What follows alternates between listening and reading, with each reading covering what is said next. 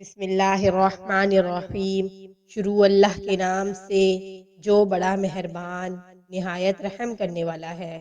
حضرت انس بن مالک رضی اللہ تعالی عنہ سے روایت ہے کہ رسول اللہ صلی اللہ علیہ وسلم نے مسلمانوں میں سے ایک ایسے شخص کی عیادت کی جو لاغر ہو کر چوزے کی طرح ہو گیا تھا۔ رسول اللہ صلی اللہ علیہ وسلم نے اس سے فرمایا، کیا تم اللہ سے کسی چیز کی دعا کرتے تھے یا اس سے کچھ مانگتے تھے؟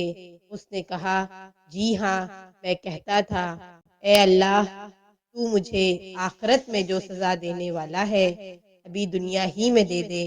اس پر رسول اللہ صلی اللہ علیہ وسلم نے فرمایا، اللہ پاک ہے، تمہیں اس کی طاقت نہیں ہے، یا فرمایا کہ تم اس کی استطاعت نہیں رکھتے، تم نے یہ کیوں نہ کہا، اے اللہ، ہمیں دنیا میں بھی اچھائی عطا فرما اور آخرت میں بھی اچھائی عطا فرما، اور ہمیں آگ کے عذاب سے بچا لے۔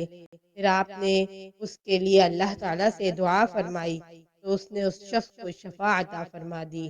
صحیح مسلم، حدیث نمبر 6835۔